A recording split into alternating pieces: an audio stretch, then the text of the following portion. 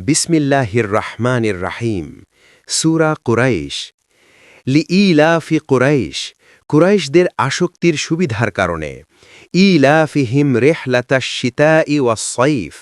তাদের আসক্তি শীত ও গ্রীষ্মকালীন সফরের সাথে ফালইয়াবুদু রব্ব হাযাল বাইত অতএব তাদের উচিত এই ঘরের রবের ইবাদত করা আল্লাযী আত'আমাহুম মিন জু'ইন ওয়া আমানাহুম মিন খাউফ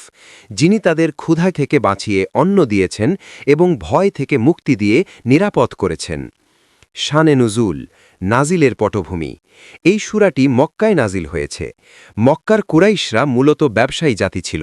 আরবের মরুভূমিতে ফসল হতো না বললেই চলে তাই তারা ব্যবসার উপর নির্ভরশীল ছিল শীতকালে তারা ইয়েমেনে এবং গ্রীষ্মকালে সিরিয়ায় ব্যবসার জন্য কাফেলা নিয়ে যেত তারা যেহেতু কাবার রক্ষণাবেক্ষণকারী ছিল তাই সারা আরবের মানুষ তাদের সম্মান করত এবং অন্য গোত্রগুলো দস্যুবৃত্তি করলেও কুরাইশদের কাফেলা আক্রমণ করত না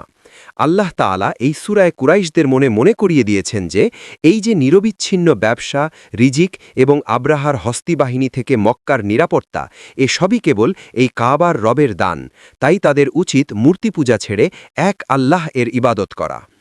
এরপর ১০৭ নম্বর সূরা আল মাউনে সেই সব মানুষের কথা বলা হয়েছে যারা ইয়েতিমদের তাড়িয়ে দেয় এবং নামাজে উদাসীন থাকে আপনি কি সেই গুরুত্বপূর্ণ সূরাটি সম্পর্কে জানতে চান